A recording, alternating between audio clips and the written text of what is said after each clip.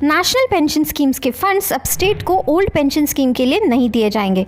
इतना ही नहीं, सोमवार को union finance minister Nirmala Sitharaman ji ने ये भी कहा कि यदि कोई राज्य किसी कारण से यह निर्णय लेता है कि केंद्र से नेशनल पेंशन स्कीम का फंड कलेक्ट किया जा सकता है तो ये अवेलेबल नहीं होगा।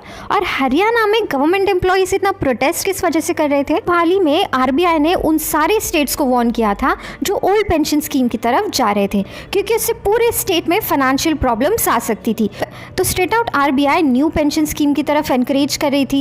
एक्चुअली ये नोटिस तब आया जब ऑलरेडी कुछ स्टेट्स ओपीएस की तरफ जा रहे थे, ओल्ड पेंशन स्कीम की तरफ जा रहे थे, जैसे राजस्थान, छत्तीसगढ़, झारखंड, पंजाब और हिमाचल प्रदेश। तो जो 2004 से पहले पेंशन स्कीम थी उससे कहेंगे ओल्ड पेंशन स्कीम। जो भी आपका लास्ट बेसिक पे था, मतलब जब आप रिटायर हो रहे थे उस वक्त की सैलरी, उसका 50% आपको दिया जाएगा एज पेंशन। मगर साल में 2 बार आपके पेंशन रिवाइज भी होंगे, क्योंकि सरकार जनवरी और जुलाई में डियरनेस अलाउंस लाती है और पैसे जुड़ जाते हैं आपके पेंशन में। क्यों?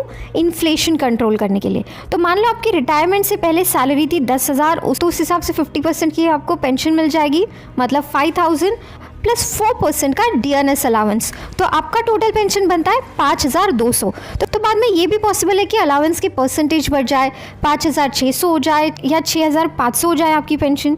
तो यहाँ पे प्रॉब्लम क्या थी? यहाँ बात आती है लाइबिलिटी की। ये पैसा कहीं इकट्ठा नहीं है, तो सरकार उसे निकालेगा कहाँ से? सबसे बड़ा प्रॉब्लम ओल्ड पेंशन स्कीम का यही था कि इसके लिए कोई कॉप्स बना ही नहीं था। तो जो हर साल बजट अनाउंस होती थी उसी में सरकार को ये पेंशन का भी अनाउंसमेंट करना पड़ता था।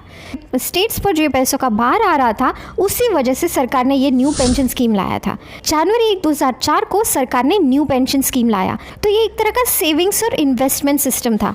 मतलब आपका जो सैलरी है उसमें से कुछ परसेंटेज डिडक्ट होगा पेंशन की तरफ, और उसमें गवर्नमेंट भी same amount of percentage add करेगी एंड टोटल पैसा कहीं पे इन्वेस्ट करेगी, और उसमें से जो रिटर्न्स आएंगे उसी के हिसाब से आपको फिर पेंशन मिलेगा। नेशनल पेंशन स्कीम में यह है कि जो भी आपका सैलरी है उसका 10% कट करके सरकार आपको सैलरी देगी। एग्जाम्पल, अगर आपके सैलरी से 5,000 कट किए गए हैं तो उसमें सरकार अपना 5,000 जोड़ देगी और फिर ये 10,000 कहीं पर इन्वेस्ट करेगी। तो पहले ये परसेंटेज वैसे 10 ही था, तो 2019 में सरकार ने कहा कि हम इसमें और पैसा जोड़ेंगे, तो 14% कर दिया इसे। तो मतलब आपका 10% और सरकार का 14%।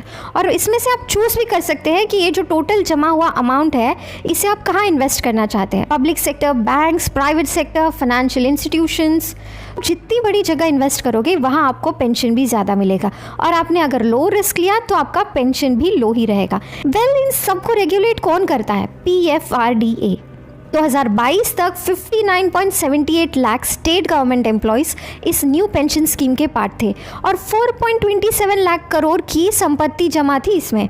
तो यहाँ आप खुद देख सकते हो कि जो ये ओल्ड पेंशन स्कीम थी वहाँ पे 50% फिक्स था, वहाँ अश्योरेंस था कि इतना ही मिलेगा। मगर यहाँ नेशनल पेंशन स्कीम में सर्टेनिटी बिल्कुल नहीं है, क्योंकि वो मार्केट पर डिपेंड करती है कि आप इन्वेस्ट कितना करते हो, आपको रिटर्न्स कितने मिलेंगे।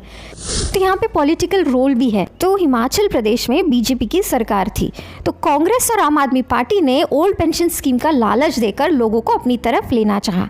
तो घूम फिर के बात वही आती है कि आरबीआई ने पहले ही वार्न की थी कि जो भी स्टेट्स ओल्ड पेंशन सिस्टम की तरफ जा रहे हैं वो बेसिकली अपनी लाइबिलिटी को फ्यूचर की ओर ले जा रहे हैं। इतना बड़ा हिस्सा अगर पेंशन की तरफ जाएगा तो स्टेट्स के पास पैसा बचेगा ही नहीं। हर स्टेट का 1/4 हिस्सा पेंशन की तरफ जाता है। हिमाचल में तो ये सिचुएशन और भी ख़राब है, वहाँ 80% पेंशन की तरफ जाता है। रोड बनानी है, डेवलपमेंट करना है, उसके लिए पैसा कहाँ बचता है? इसीलिए यूनियन मिनिस्टर ने हाल ही में ये घोषणा की है कि नेशनल पेंशन स्कीम के फंड्स अब स्टेट गवर्नमेंट को ट्रांसफ़र नहीं किए जा सकते, और इस पर पूरा हक सिर्फ और सिर्फ एम्प्लॉयज़ का है। और इसी के कारण अभी हरियाणा में ओल्ड पेंशन स्कीम को वापस लाने की मांग में प्रोटेस्ट चल रही है। होप इस वीडियो में आपके पेंशन स्कीम को लेकर सारे डाउट्स क्लियर हो गए होंगे। ऐसे ही कुछ अनोखी वीडियोस के साथ आपसे दोबारा मुलाकात होगी। Till then take care.